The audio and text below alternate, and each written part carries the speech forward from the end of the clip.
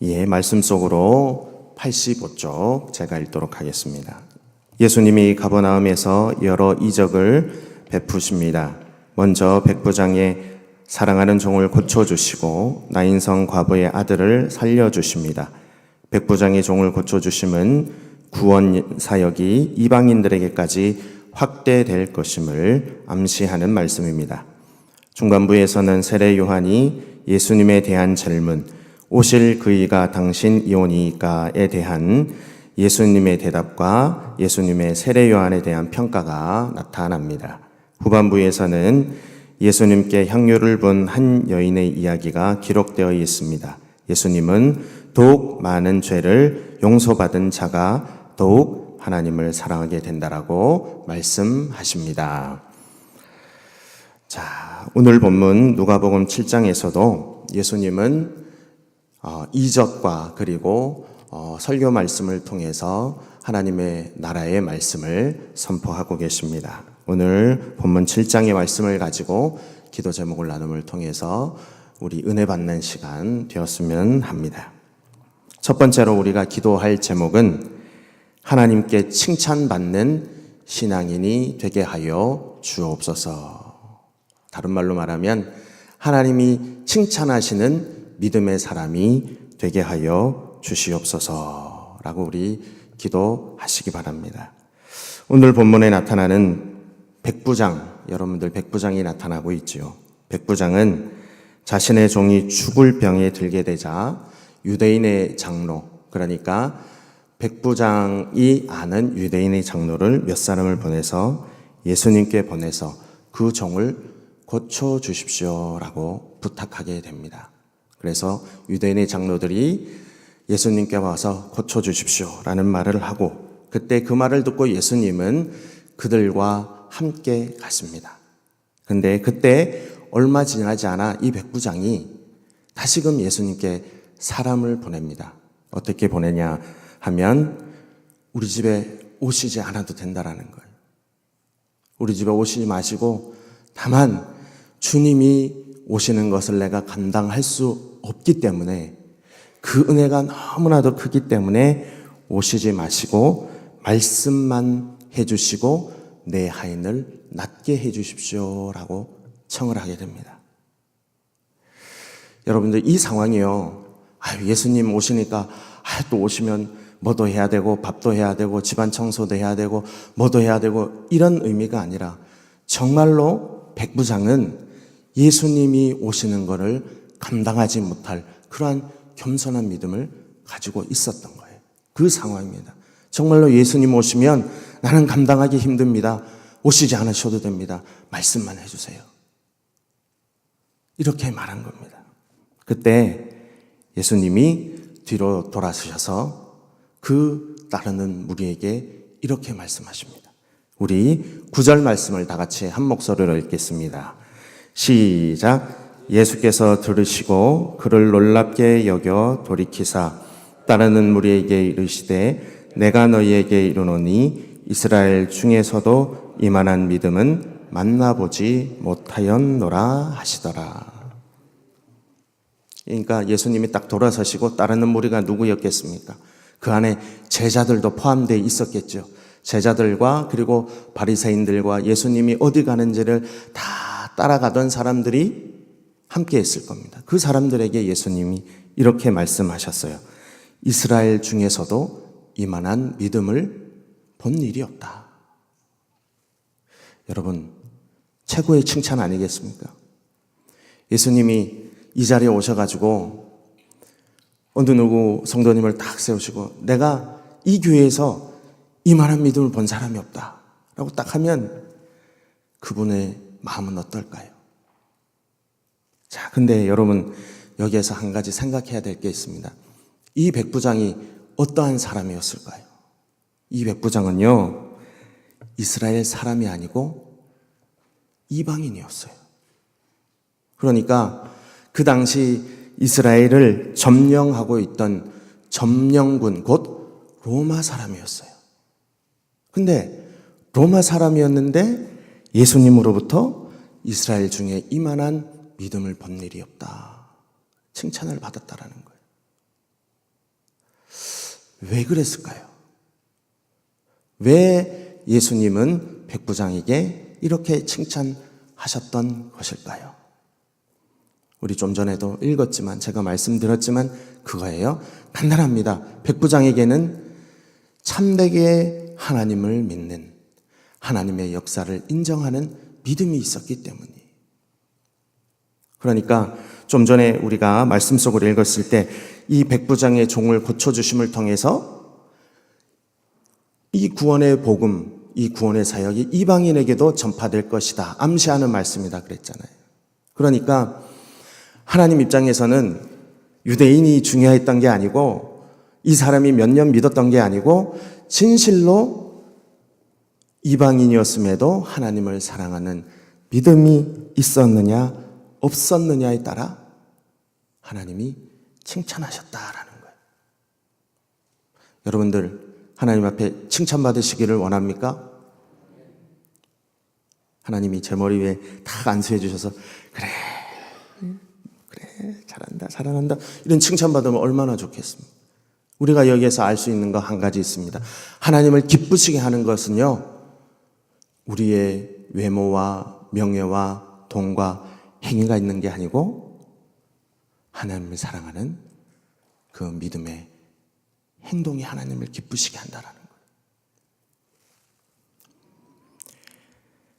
자, 근데 마태복음 8장에 보면 병행 본문이 나오죠. 여기에도 백부장의 종이 고치는 그 사역의 역사가 나타납니다. 근데 예수님이 이런 말씀을 하십니다. 제가 읽어드릴게요. 8장 12절 말씀인데 그 나라의 본 자손들은 바깥 오던 데 쫓겨나 거기서 울며 이를 갈게 되리라. 하나님이 심판하실 때에 예수님이 오셨을 때 결국 하나님께 구원을 받는 사람은 누구냐 하면 믿음이 있는 자다라는 거예요. 이방인, 로마인, 그리고 바리새인, 유대인 이런 거 다 필요 없다라는 거예요. 정말 하나님을 얼마나 사랑하느냐 그 믿음 안에서 하나님의 구원 역사가 펼쳐진다라는 거 지금 말씀해 주고 있는 겁니다. 자, 이 말씀을 통해서 우리도 한번 생각해 보기를 원합니다. 여러분, 하나님을 사랑하시는 믿음이 있으십니까? 하나님을 온전히 기뻐하는 믿음이 있으십니까? 그럼요, 하나님께서도 지금 칭찬하시는 줄로 믿습니다.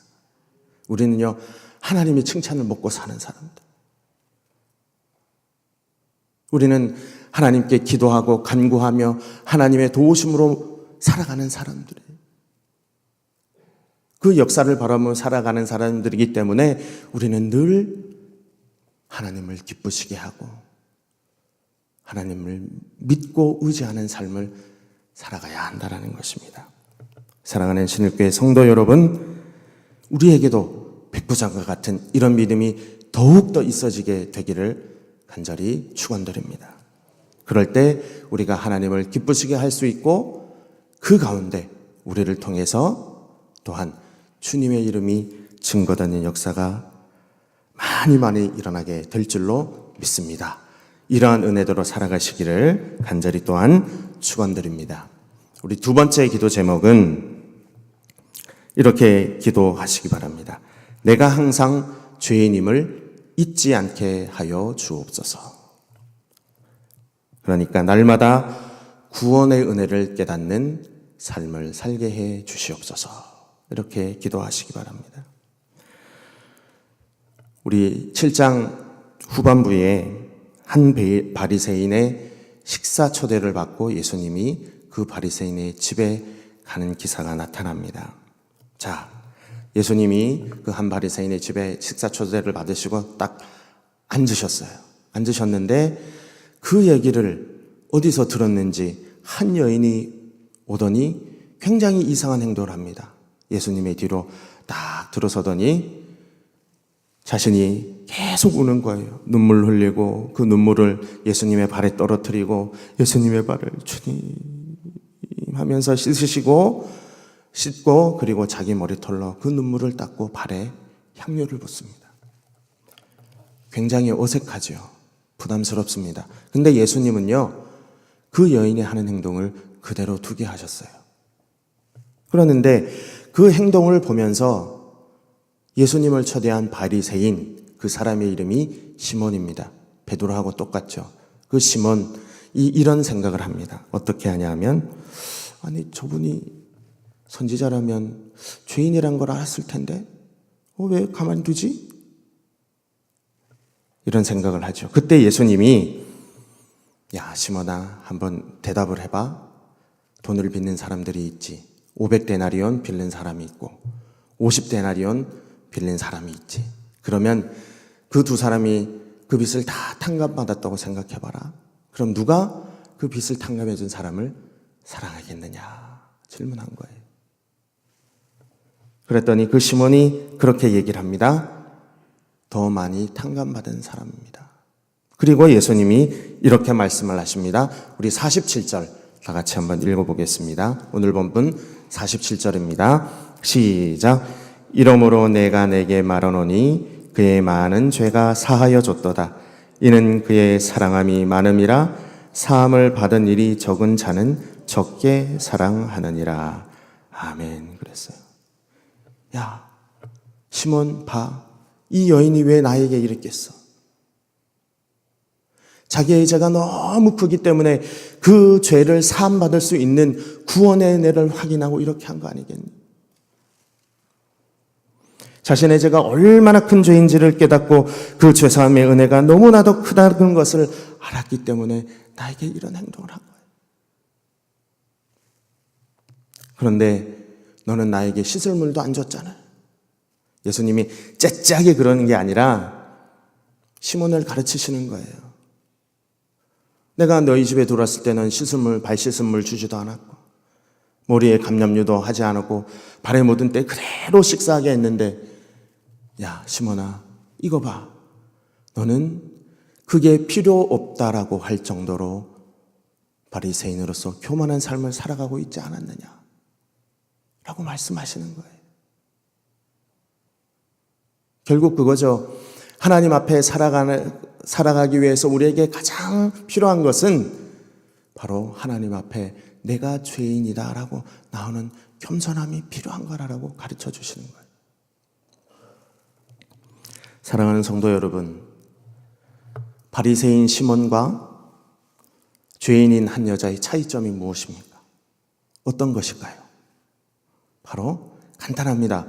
백지 한 장 차이입니다. 그게 뭐냐 하면 내가 죄인이다라는 것을 깨닫는 것과 깨닫지 않는 것. 이게 차이점인 거예요.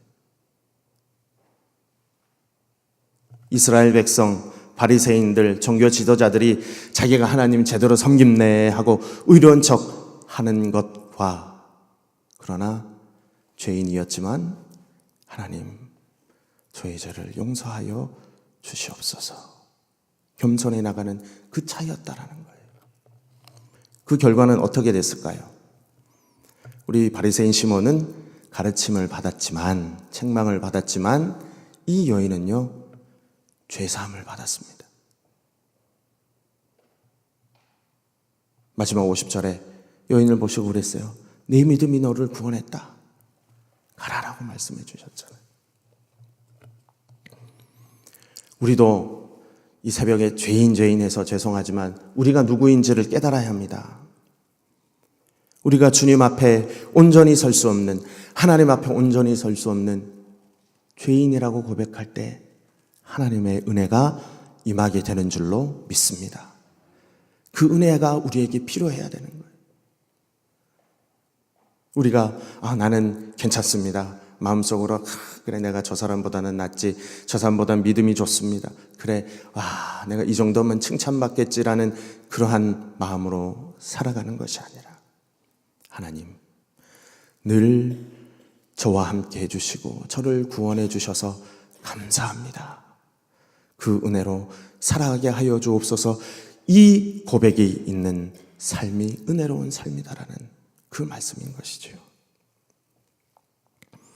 오늘 하루를 살아가시면서 우리 신일교회 성도들에게도 이러한 겸손한 믿음의 고백이 있게 되기를 원합니다. 하나님, 저는 이 세상 온전히 살아갈 수 없어요. 하나님, 저희는 죄인이라 하나님의 것 택하는 것보다 정말로 인간의 것, 죄악의 길에 들어서는 것 너무 많아요. 그러나 하나님, 저의 이 죄를 용서해 주시고 나와 함께 하여 주시고 주여 역사하여 주셔서 옳은 길 가게 해주세요. 이런 믿음 속에 주님의 역사가 일어나게 되는 줄로 믿습니다. 사랑하는 신흙교회 성도 여러분, 오늘 하루 살아가실 때 바리새인 시몬이 아니고 죄인인 이 한 여인으로 살아가시기 원합니다. 그래서 여러분들에게 은혜로운 주님의 역사가, 주님의 함께 하심을 온전히 체험하고 살아가시는 저와 여러분 되시기를 간절히 축원드립니다. 아멘. 오늘 주신 말씀 기억하면서 우리 기도의 제목으로 하나님께 기도하겠습니다. 하나님, 온전한 믿음을 통해 하나님이 기뻐하시는 삶 살아가게 하시고 하나님 보시기에 칭찬받는 삶 살아가게 해 주옵소서.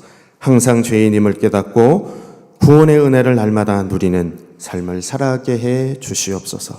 그리고 내일 주일을 온전히 맞을 수 있도록 거룩하게 살아갈 수 있도록 주일을 준비하는 삶 살아갈 수 있게 해달라고 이 시간 간절히 기도하겠습니다. 주여 믿습니다. 주여 믿습니다. 주여 믿습니다.